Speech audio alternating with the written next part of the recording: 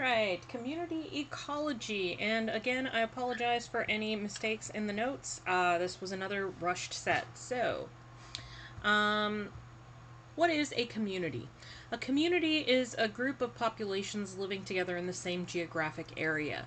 So it's obviously, since each population is made up of a completely different species, each community is made up of multiple species.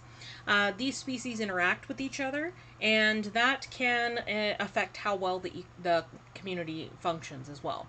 Ecologists will set boundaries on the community they're looking at, so they might say, okay, I'm looking at the community within this 1 square kilometer. We're going to look at the community within the confines of the state of Texas, and so on. So communities tend to be characterized by their species composition. So that's which species they contain, how many species they contain, and the relative abundance of each species. So for example, are most of the organisms in the area of one species? Are they equally distributed amongst all the species, etc.? So let's look at species composition and diversity. So species diversity is basically the number of species and the abundance of members of each species in a particular location. And this influences community function. So if we look at this example right here, community B is going to have the highest diversity. If you look at community A, it's got 1, 2, 3 species. They're basically evenly distributed. So you have about equal numbers of each species. Then if you look at this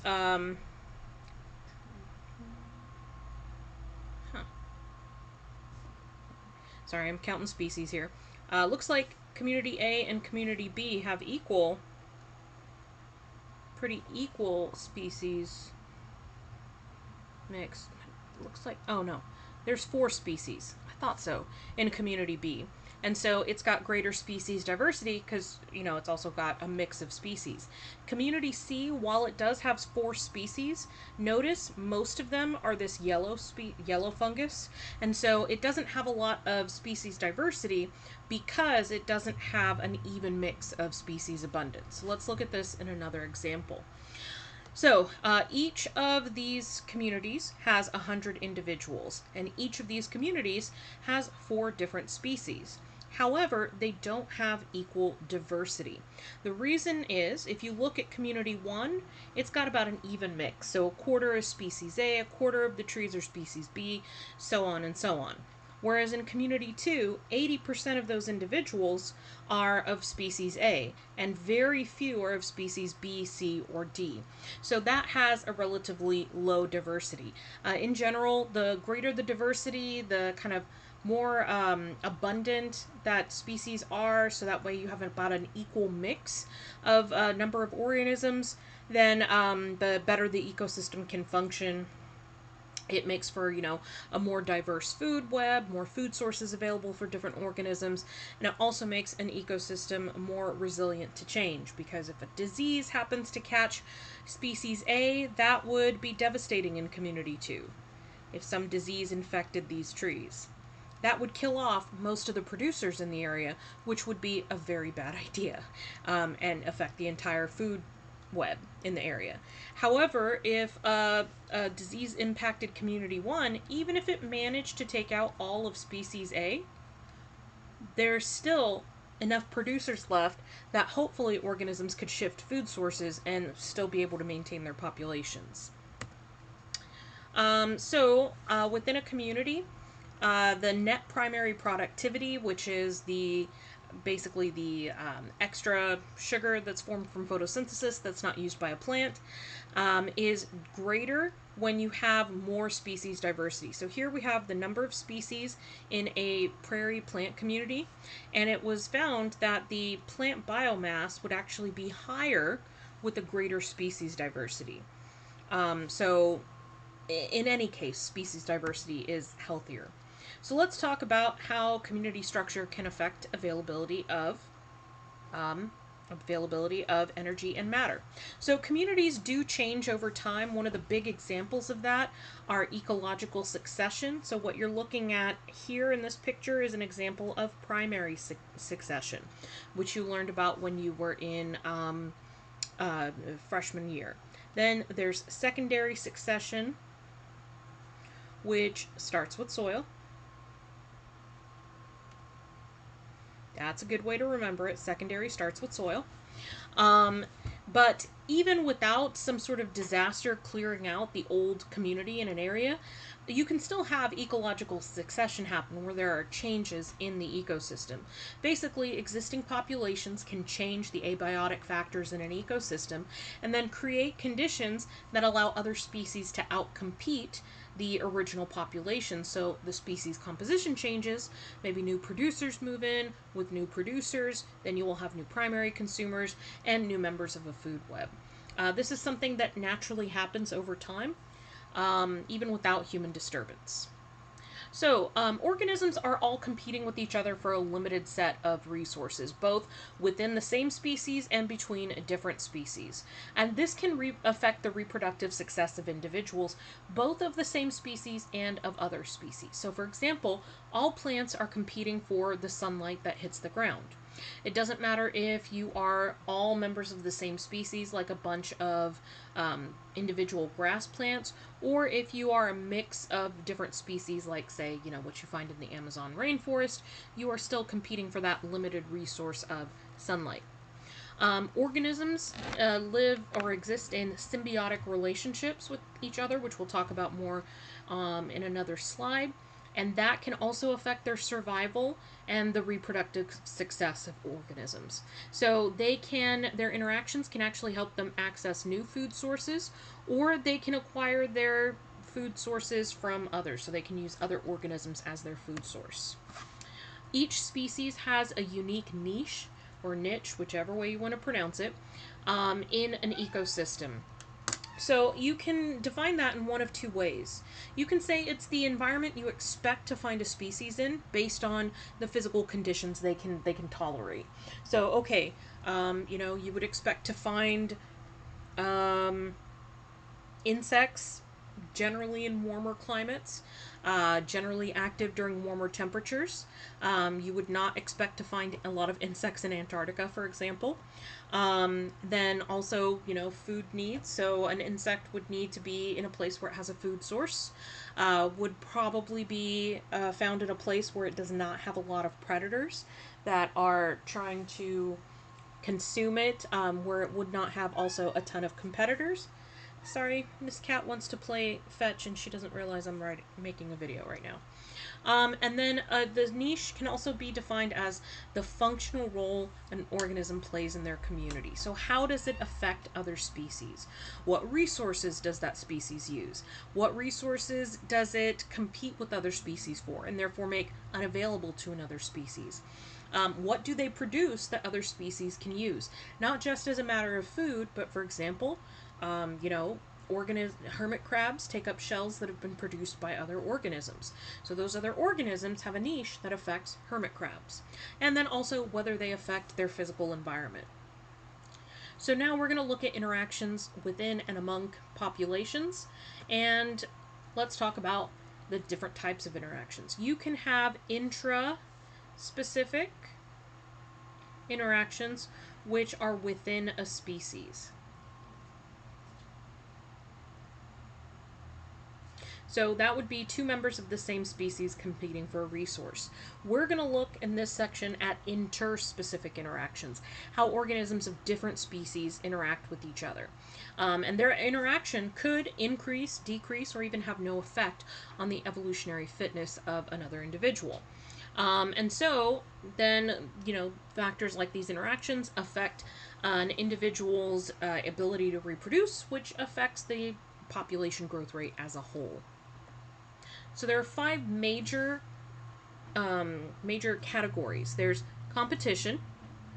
That will have a negative impact on both species because both species will get less resources than they would get if the other species was not there. There is a consumer resource interaction. That includes everything where something eats something else or feeds off of something else. So it also includes not only predation and herbivory, it also includes parasitism as well. That is where you have a positive effect on the first species that's getting the nourishment and a negative effect on the other species, which either dies or which loses resources. Mutualism is something you guys probably, remember very well, and that is both species benefit. Commensalism is kind of a rare one to find because it's hard to prove that another species is unaffected, but it's one species benefits, the other is unaffected. And then there's another one that you have not yet learned called Commensalism, which is kind of like the opposite of commensalism. You have one species that's unaffected, but the other one is negatively impacted. These are all symbiotic relationships, because sim means together, bio means life. So this is life interacting with each other together, living in the same place together, and impacting other life. So interspecific competition, for some of these you're going to see basically these emojis that are going to show you whether it's a positive or a negative interaction. So this negatively impacts everybody. So you have members of 2 or more species that require the same resources. Like for example in B, what you're seeing is a number of plants that are all competing for sunlight. And when they are sharing that resource, they're going to compete with each other. So here we have a series of cultures. These are different, hold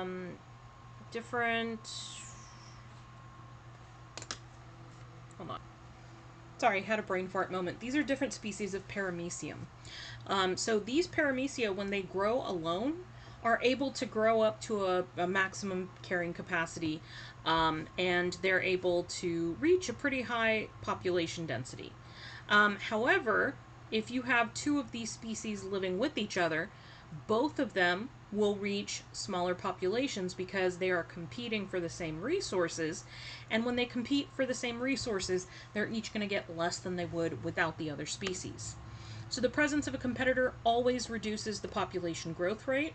When 2 species are coexisting, they're always going to have lower population densities than either alone. And in some cases, like with these 2 species, Paramecium aurelia and Paramecium caudatum, then when you have them growing in the same area, one population may completely outcompete the other. So here P. caudatum with P. aurelia is basically going to eliminate the population of the P. caudatum in that area because it's being completely outcompeted by P. aurelia. So competitive interactions between species can restrict habitat. So this is a fairly famous case of several species of barnacles. And these barnacles live in intertidal regions where you have high tide and low tide. Now, in theory, their fundamental niche spans the entirety of the low intertidal region. Their fundamental niche is what they can occupy, but instead of occupying that, because of competition from another species, they have a realized niche, which is limited, because at the lower depths, closer to the low tide line, this other species, the rock barnacles, outcompete the stellate barnacles. If the rock barnacles weren't there, the stellate barnacles would fill up the whole area. Similarly, the rock barnacles could grow in this entire area. That's their fundamental niche. However, the stellate barnacles are better at extracting resources in these upper regions closer to high tide, so areas that are dry more of the time. And so they outcompete the rock barnacles, and the rock barnacles just can't grow there. If you removed the stellate barnacles, the rock barnacles would be able to survive in the entire intertidal region. Competitors can coexist with each other. It generally happens when you have more competition within a species than between species. And it can also result in some natural selection. So here we have an example of finches on the Galapagos Islands. And there are smaller individuals who are better able to feed on on nectar from flowers, so that's these guys. And there are other species that are better able to feed, they're larger, they're better able to feed on seeds. Then there is a species of bee that's present on the island that can compete with these small birds for nectar. And so what's happened is, since they are competing for the same resource, the larger birds who are able to spend less time on feeding on nectar and have a larger body and are able to eat seeds are able to reproduce more successfully and therefore survive. So their genes get passed on, and this can change the entire population's traits for size and wingspan, etc. And so this is an example of something called resource or niche partitioning, which is when basically it's like two or more species divvy up an area. You take this part, I'll take this part, and we're not going to compete with each other. So it's a way for species to coexist without competing with each other and negatively affecting each other's populations.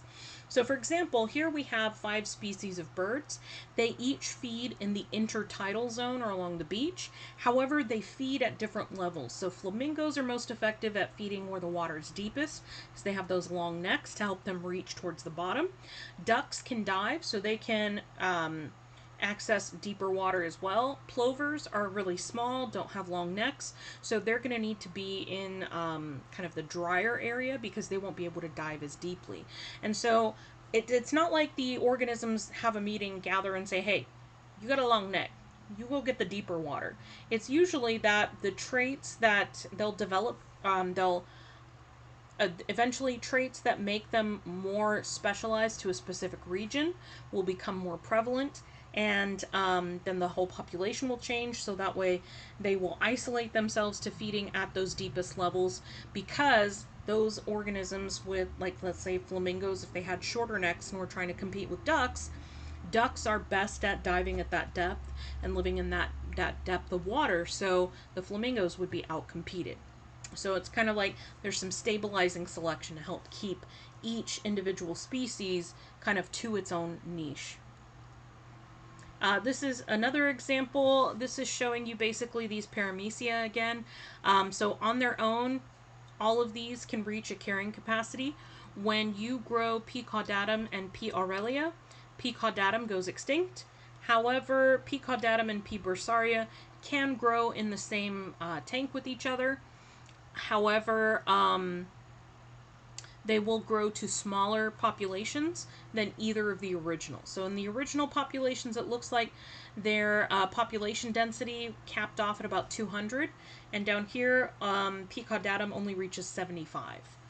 So the reason is that P. bursaria can feed in the low oxygen layer at the bottom of culture flasks. P. caudatum cannot, so they can partition that flask and feed from different levels of it. However, P. bursaria can do that because they have a symbiotic algae that helps them gets oxygen from photosynthesis.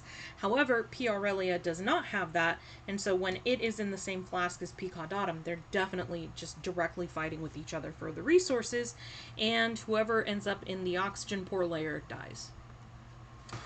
So consumer resource interactions are something is eating something else.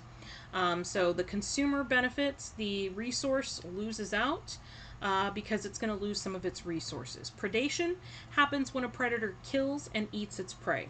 This is different from scavenging because scavengers only feed on things that are already dead, so they don't actively kill the organisms.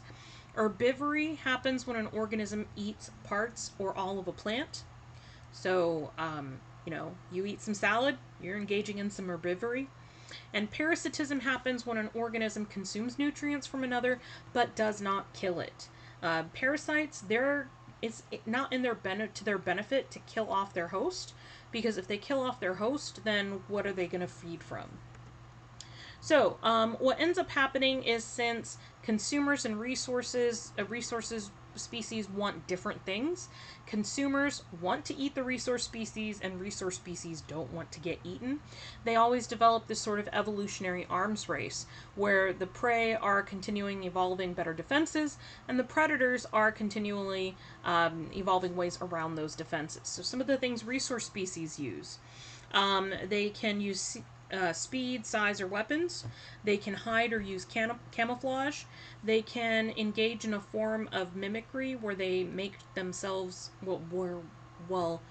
where they end up looking like a species that is known to be very, very nasty tasting. So there are several species of butterfly that have developed over time wing patterns that look very similar to monarch butterflies, because monarch butterflies apparently taste nasty to predators. Some of them may have thick armor. Some of them may just have non-nutritious parts, so you can eat me, but you're not going to get anything out of it. And some of them can be poisonous. Keep in mind that you can also have some of these strategies in plants. So plants can produce thorns, which are kind of like weapons. Plants can also have poisonous or toxic compounds. And then strategies of consumers, they will evolve greater speed, size, or strength, keen senses so they can detect whatever organism they're trying to hunt. Some of them have armor piercing or crushing tools. And then others might evolve a way of detoxifying poisons. So here you just see this is an example of mimicry. So one of these wasp species is dangerous and the other one isn't. One of these wasp species can sting you and the other one can't, but they look really similar, so you can't tell off the top of your head, hey, which one of these should I avoid? So if you're a predator, you'll probably avoid both of these, so that way you don't end up having to, risk getting stung. And then here we see some herbivory with a macaw, looks like some sort of parrot eating a seed. So plants produce defenses against herbivores as well. Some of them, will do what we've talked about before, where they release chemicals that will attract predators of the herbivores that are trying to eat them. So, predators of their insect herbivores. Others produce chemicals that are unpleasant to taste. Ironically enough, these are a lot of the chemicals that we really like to eat from plants. So black pepper contains, the substances that cause that kind of burning sensation, which means that a lot of organisms don't like to eat it. Same thing with chili peppers. Caffeine was actually originally a defense that, coffee and tea leaves developed in order to, because they're kind of toxic for insects. And then herbivores evolved methods to counteract these chemicals. Like these traits didn't save any of these plants from us eating them. Here you see another example. So you have the species of butterfly. It stores and detoxifies cyanide compounds from a passion flower that has produced these cyanide compounds to defend against any sort of predation or herbivory.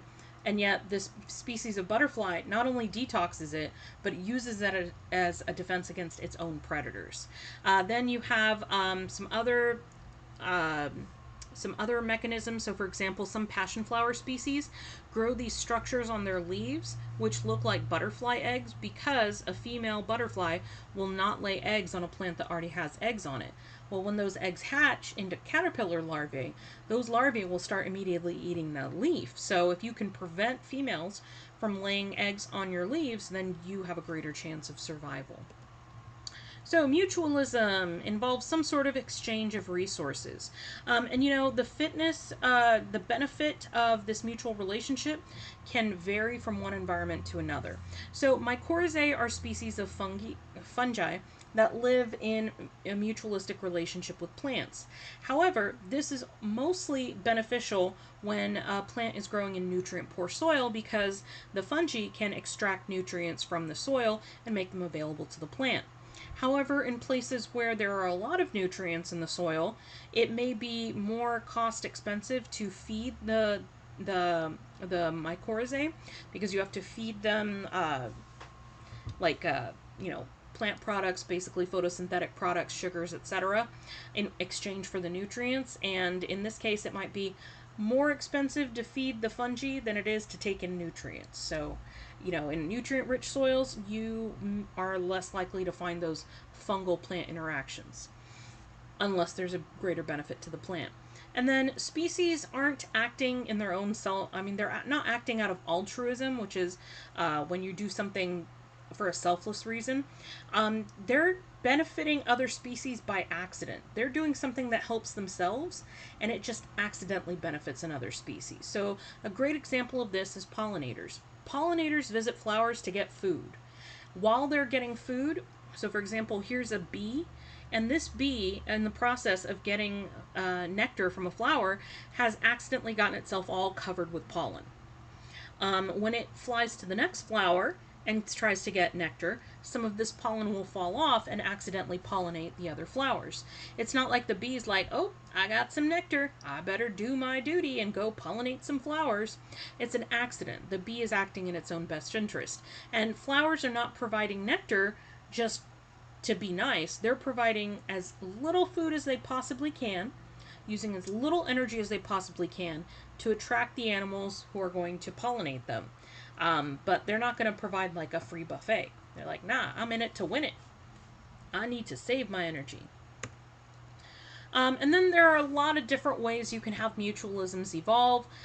Some of them become interactions so strongly tied together that you can't really separate the two species. One big example of that is Lichen. Lichen is a symbiotic relationship, a mutualistic symbiotic relationship between like an algae and two different species of fungi. Then there's like these leafcutter ants and the fungus that they grow among them. Basically, leafcutter ants grow and cultivate this fungus, which you see in these nice snot-looking nodules. And those fungi are fed by the leafcutter ants, given decaying materials. Then the fungi break it down, and the ants get some of the food produced by the fungi. Others may be kind of a more generalized relationship, like plants and various pollinators, where they're not like co-evolved so strongly. And then you have some mutualistic relationships that are just, they're not going to be stable, and so one organism eventually, comes to use the other one. Commensalism is when one organism benefits and the other one is not affected. So, for example, brown-headed cowbirds are often seen perching on bison or on cattle. And when bison and cattle move around in grass, as they step on the grass, they disturb it, and some insects may be kind of, when you walk in grass and grasshoppers run away from you, same thing happens for a cow. And so these birds will then just sit on the cow. They don't do anything good, they don't do anything bad, but they get a benefit in that they get some food out of this. Then that cow, once it's done eating whatever it's eating, is going to make some poop. And then dung beetles can actually use that poop as food for their offspring. So the cow isn't affected. It's not like the dung beetle is getting any nutrients from the cow directly. Instead, the dung beetle is getting the nutrients from that dung, from that poop, or that feces, and then that is going to be food for their larvae. So when they hatch, they'll be able to eat their way out of the poop. I know, sounds fun. Commensalism is where one species is harmed while the other one is unaffected. Most of the examples I've read of this are of humans doing things. However, there are some other species that do this, so there's like a lot of accidental interactions. So a herd of elephants, when it travels through an area, it knocks down trees. They knock down trees, they crush plants, they might destroy some insects. They do a lot of disruption when they move through a forest, and they're not affected by it. They're just going from one place to another, but they leave like negative impacts on the organisms that they pass by. And it's hard to characterize some of these relationships. So for years, I used to teach that sea anemones and clownfish had a commensalism relationship, where the sea anemone got protection, benefited from living in, the clownfish got protection and benefited from living in the anemone, while the anemone was not hurt or harmed. Then later I started reading that more people were saying, oh, it's more of a mutualism relationship, where the clownfish eat some of the waste and help keep the anemone clean. Then, more research showed that maybe sometimes the fish steal prey from the anemones. Maybe the anemones get nutrients from the fish. So sometimes it's kind of hard to detangle and then classify these different relationships. And they can change with more research and more evidence. So the growth rate of any species is always going to be modified by its interactions with other species. So basically, if a species is going to have an improvement in its ability to gain energy, then its growth rate is going to increase when it's engaged in these symbiotic relationships. Some species actually have a growth advantage when they become rarer. So when a competitor is at a higher density, let's say that a species is at a low density, what can happen is basically if there's a predator that preys on both species and its competitor, if the species is harder to find than the predator may switch over to another prey species, removing some of that pressure to that will decrease its population. And it's, like I said, diversity is always better. One of the things, if you ever watch that PBS channel I like to watch, Eons, that you'll see is that generalists tend to survive mass extinctions because they tend to, eat a variety of organisms, have niches that can fill a variety of niches. So when change happens, they're able to adapt more easily. Is similarly, species that are very specialized, like yucca moths that only pollinate specific yucca species. If that species they pollinate disappears and they don't pollinate any other species, or if that yucca moth species disappears, you've got an entire species of plant that may not be able to adapt and able to be pollinated any other way, and then it'll go extinct. Here is another thing that can happen when there's changes in an ecosystem. So a trophic cascade happens when you modify one trophic level.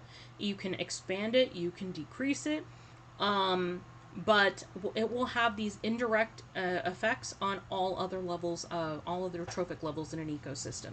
So the biggest example is the wolves in Yellowstone.